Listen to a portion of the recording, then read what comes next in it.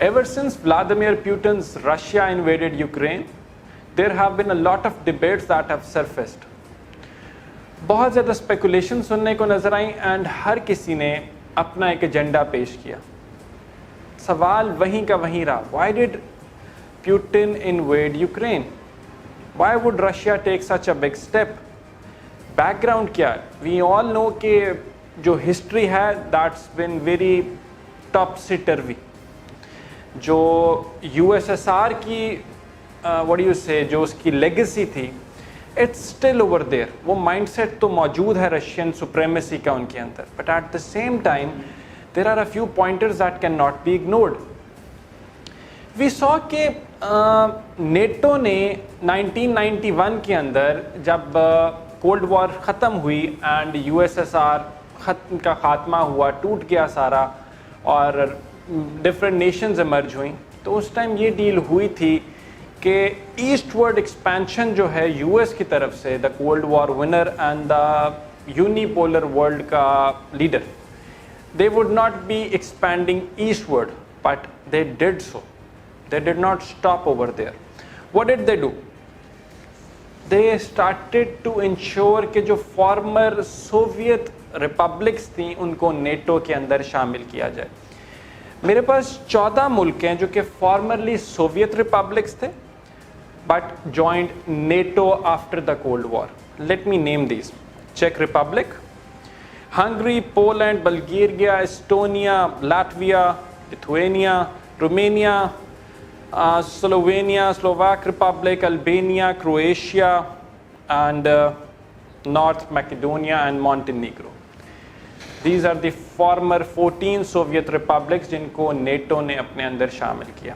And जब NATO का मतलब है कि आप NATO के किसी एक मुल्क पे भी हमला करते हो तो आज का मतलब है कि आपने पूरी NATO की कंट्रीज के ऊपर हमला किया. अब इससे हो क्या रहा है? इससे हो ये रहा है कि रशिया के बॉर्डर्स के ये लोग पास आते जा रहे हैं. नेटो की जो भी मुल्क हैं they have the capacity and the permission के वहाँ पे US की जो मिसाइल सिस्टम्स हैं, US की जो आर्म्स की उनको एक्सेस है, US की जो प्रेजेंस है मिलिट्री यूनिट्स की, दैट्स अलाउड टू देम. तो जब हम देखते हैं कि रशिया के बिल्कुल नेबरिंग कंट्रीज़ के अंदर अगर यूरोपियन नेशन के अंदर, यूरोपियन यूनियन के अंदर उनको एक्सेस मिल जाता है उन मुल्कों को, तो वो तो आप रशिया के बिल्कुल घर में आके ना. हाउ इज़ इट पॉसिबल कि आपके बॉर्डर के ऊपर आपका ग्रेटेस्ट एनिमी जो है वो मौजूद हो, पूरी आर्म्ड मिलिट्री फोर्सेस लेके, and you do nothing about it. Vladimir Putin raised a very valid point. He stated कि how would US react अगर मैं अपने मिसाइल सिस्टम्स जो हैं वो जाके मैं US और मैक्सिको के बॉर्डर्स के दरमियान में जाके बॉर्डर पे जाके बैठ जाऊँ मारा के. How would US react कि अगर मैं US के बॉर्डरिंग जो कनाडा के साथ है मैं जाके वहाँ पे जाके अपने US सिस्टम्स रखता हूँ? Would US be okay with it? Not at all. So how does the US and the West thinks कि अगर वो लोग अपना सारा जो मिसाइल सिस्टम्स है वो ला के रशिया के बॉर्डर्स पे रख देते तो it would have been okay for Russia and Putin. It would never have been okay with that. Poland is the last bordering nation जो कि यूक्रेन के साथ है and जो यूक्रेन बॉर्डर करता है रशिया को, तो पोलिश तो यूरोपियन यूनियन का हिस्सा है.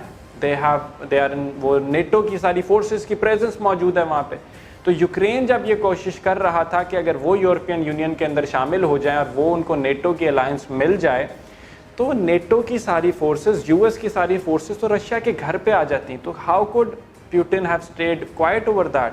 ये तो एक नेशनल थ्रेट था, ये एक सोवरेनिटी का इशू था, ये एग्जिस्टेंशियल क्राइसिस हो सकता था रशिया के लिए. Now on the other hand NATO के लिए बड़ा एक मुश्किल मरहला है. NATO finds itself in a predicament, one of the worst. देखिए नेटो का क्यों नेटो का प्रेडिकमेंट है? नेटो का काम है कि उसने पीस कीपिंग मिशंस भी भेजने, राइट? दे क्लेम कि हमने वॉर्स को भी रोकना है, जो कि similar to what league of Nations ने प्लान किया था in world after the world war one. They failed. फिर यूनाइटेड नेशंस हमने बना ली, they failed. Obviously they have failed क्योंकि पूरी दुनिया में जंगें तो होती रही हैं. تو اب یہاں پہ نیٹو کا پرابلم کیا ہے؟ اگر نیٹو ریٹیلیٹ کرتا ہے اینڈ جس طرح کہ یوکرین نے کہا کہ جی ہمیں نو ایئر اسپیس جو آپ کا موشن ہے اس کو ایکسیپٹ کیا جائے، تو جو سمٹ بھی ہوا EU کا سمٹ، اس کے اندر they were very defensive over it. Why so? Because اگر وہ نو ایئر اسپیس موشن کو اگری کرتے ہیں تو دیٹ مینس کہ جو جہاز رشیا کے یوکرین کے اوپر سے فلائی کر رہے ہیں اس کو نیٹو کے جہاز گرا دیں گے. Where does it lead to? یہ تو آٹومیٹکلی تھرڈ ورلڈ وار کی طرف آپ لے گئے. اور اگر وہ نہیں کرتے ایٹ دا سیم ٹائم تو they show their weakness. So what do they do now? So like I stated, they are in a worst predicament ever. مطلب they do not know what to do now. اگر وہ لڑتے ہیں تب بھی مسئلہ ہے، اگر وہ نہیں لڑتے تب بھی مسئلہ ہے. یہاں پہ ایک اور چیز سے میں اس کو ریلیٹ کرنا چاہوں گا that can not be ignored at all. During World War II اور before the start of World War II جو ونسٹن چرچل کی پالیسیز تھی وہ ڈیفینسو پالیسیز تھی.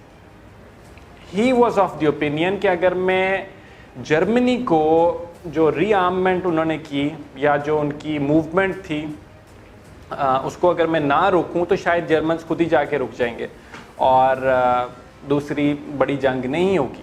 But the march in Rhineland of the Germans that can not be ignored. They did so and اس کے بعد وہ نہیں رکے. پھر انہوں نے ایک ملک سے اگلے ملک کے اندر World War II تو وہ انہوں نے ہلا کے رکھ دیا تھا. ایون فرانس تک کو انہوں نے کیپچر کر لیا تھا. اور انٹل دا ڈے جب تک یو ایس کی وہ نہیں ہوئی تھی اور پالیسیز چینج نہیں ہوئی تھی تو تب تک تو دے ہیڈ آلموسٹ وان دا وار. تو لیکن یہاں اس کو میں لنک اپ یہ کر رہا ہوں کہ وہ جو ڈیفینسو پالیسیز تھیں وہ بیک فائر کی ونسٹن چرچل کے لیے. تو کیا اس ٹائم جو ویسٹرن لیڈرز کی اگر وہ ڈیفینسو پالیسی رکھتی ہیں کیا وہ بیک فائر کر جائیں گی؟ وہ جو ان کا ڈر ہے کہ World War III نہ ہو کیا ایونچولی وہی World War III کروا دے گی؟ بیکاز اگر ایک یوکرین کو وہ پورا کرتا ہے تو what's to stop Russia and Putin to not march further into the European countries. On the other hand if they take a more aggressive stance تو وہ تو آٹومیٹکلی آپ World War III کی طرف لے کے جا رہے ہیں. So what are they going to do? Still I will just repeat once again that war is never justified but this was just a side of the Russians. Me trying to explain why they did it. باقی pointer تو سامنے ہیں but this is one point that could not have been ignored. یہ national threat تھا ان کے لیے کہ جو یورپین یونین کے اندر یوکرین کی انکلوژن ہے اور جو نیٹو فورسز کی پریزنس ہے that could not have been ignored by Putin.